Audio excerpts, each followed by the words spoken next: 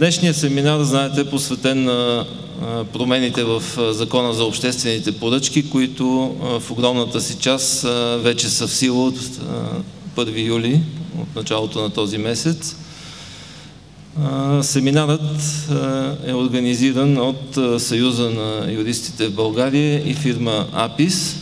Заглавил съм доста амбициозно презентацията днес. Информационни решения за експертите от публичния и частния сектор в продуктите на АПИС.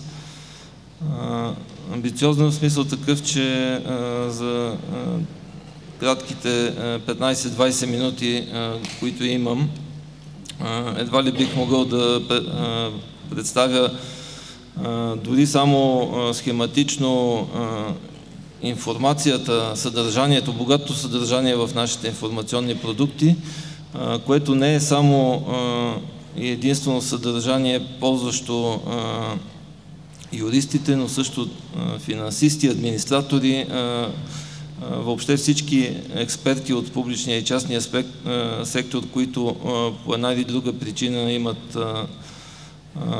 в своята работа се налага да прилагат нормите на българското и на европейското право, могат да намерят полезна експертна информация в нашите системи.